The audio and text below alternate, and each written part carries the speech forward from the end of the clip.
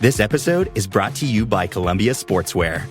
It's snowing again, and that wind chill is killer. But you're not worried about that because you shop the Omni Heat Infinity Collection. It's warmth perfected with tiny gold dots that reflect your body heat inside and protect you from the cold outside. No snow or chilly temps can stop you now. Go out anyway. Shop the Omni Heat Infinity Collection now at Columbia.com/infinity. The holidays are a time to feel and create joy. And what could be more joyous than the look on her face as she unwraps a stunning new jewelry piece from Blue Nile? How about getting 50% off your purchase? Blue Nile offers premium quality, priced below traditional retail. Their online experts are available 24/7 to answer any questions and make sure you've picked the perfect gift. For a limited time, you can get 50% off at BlueNile.com. That's 50% off at BlueNile.com. All right. Well, that went pretty well, I thought. Yeah, that went pretty well, indeed. Benny is obviously very easy to speak. So, do we want to do like a quick segment on just the news of signing the one player, the rumor of the other, any of that stuff? Yeah, cover that real quick. Run with it, Thad. Off the hip, go, quick, go. Testing your abilities. Yeah, no, that's not my strong suit there, man. Well, then maybe you shouldn't have brought that up. All right, so since you are putting me on the spot, You put earlier yourself this on week, the spot. no, I said, should we discuss it? You put me on the spot. Earlier this week, Sporting did announce signing Nicolas Isimat-Mirin. I don't have any clue of how to say this. Close French enough. center back. I think you're pretty close. You know, I'm not really good at any of that pronouncing stuff. But yeah, they signed him, I think 2 years in an option, I think was, but French center back. So, you know, the new midfielder has a playmate that he can speak to.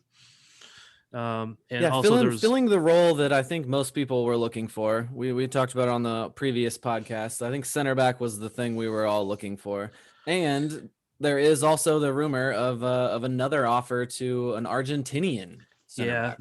It seems like there's been several offers, well, at least a couple other offers to center backs. And anyway, there's an Argentinian out there, Lautaro Giannetti. Yeah, how old is he? I didn't actually 27. Okay. So he's reasonably young. You know, he's not like a 32-year-old guy or something. He is with again, I can't pronounce the name, but it's one of the top few teams in Argentina.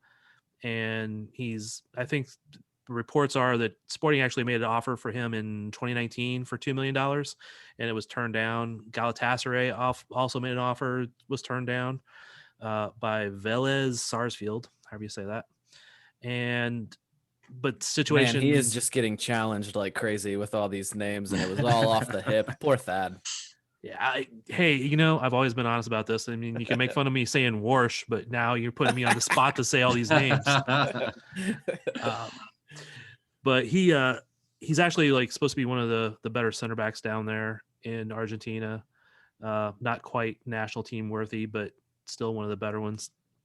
Yeah, not that the Argentina national team is known for their defense, but well, and it's weird. Like looking at the video of this guy, he has a reputation as being a good passer, but all the highlights is him just like making these crazy tackles.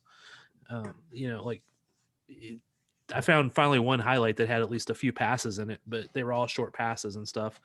So it'd be real interesting if they do get him, and he has that reputation as being a good passer and, you know, working well with that stuff. So it would fit in well, at least in theory. Yeah, and I don't think anyone would dispute the idea or not welcome two more center backs coming in after some of what we saw last year. So no, I mean, that's a lot of people thought they needed to, but now the question would be, that would be 5 center backs. And, you know, if they made a $2 million offer for him, that's $2 million they put out for him. I don't know what his contract would be.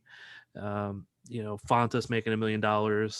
I think the guy they just signed, his previous contract was in the 300,000 or 400,000 range. So that's just a lot of money sitting there at the center back position when they could still use another winger, at least for competing. And we still don't know anything about Goody. So That's right. Yeah. And also there was also Travian Sousa, that SKC2 just signed. That's the one. Honestly, I'm really pumped about that one. That was he was on the he's played for youth national teams, and he was on the radar of some really big clubs, maybe, or so reports go. And and he played once for the U19 U.S. national team. So people Oh, yeah, right? he's a youth international. He played once. It was against United Arab Emirates. They won. They have him as representing at the U20 level as well. U20. Maybe it was the U20, but he was like 19 years old. Well, it says U14, U19, and U20. So he obviously played more than one game. In the last couple of years, that's the only one I could find that he played. Okay. So if he played at the U14 level, that's doesn't mean much. Well, yeah, I mean, there were rumors that Manchester United and Liverpool were looking at signing him for their teams, and then something having to do with, the COVID restrictions and things like that were putting a damper on those discussions. Which could all be true. And of course, if they were looking to sign him, they weren't looking to sign him to the first team. They were looking to sign him to their U23 team. Right. Of course. So I think. But we didn't sign him to our first team either. So I know, but people see like, oh, Manchester United, Liverpool were interested in him. If that's true, and if it wasn't just a story cooked up by his agent to make it seem better, then great. And I'm not wishing the guy any ill will or anything. I mean, the little bit I saw of him, the only highlights I could really find of him was a like U16 game, development academy, and maybe it was U17 or something. But anyway, it was a development academy game, and he did what he needed to do. He put a ball in the net. Right. But it was very little out there to actually see what he did. I saw one interview with him. Seemed like a really nice guy. And maybe it was just a situation that where he was at, because he was somewhere in France, I believe, or was it Germany? Wherever he was at, it was again he didn't speak the language. It was Germany, so maybe it was just one situation where he needed to, find something a little bit better for himself. So not it's been fairly active off season, and it's not entirely done yet, but. It's hard to say how happy we can be or give them grades or anything just yet until we see them on the field. But they're active. The team is active. I think they're seeking people. It does seem like all of MLS has not had any big signings, or not a lot of big signings. Right. They've been a lot more sparse. But a lot of it is just I don't think people are willing to travel as much right now. So we'll see how that turns out. All right, guys, we're going to get out of here. Be sure to follow us on Facebook, Twitter, and Instagram at Blue Testament KC, and join us at thebluetestament.com and leave us a comment. And we will talk to you at least a couple more times here. We're going to get in a couple more before the season starts. So, we'll talk to you soon. Go Sporting! The side don't seem so tough, and 3 own goals ain't all that rough. Our skipper has just been sent off. Supporters strong have all gone soft. My football team's got me drinking. My football team's got me drinking. My football team's got me drinking. Give me beer or whiskey, wine or gin, anything to shake this mood I'm in. My football team's got me drinking. My football team's got me drinking. My football team's got me drinking.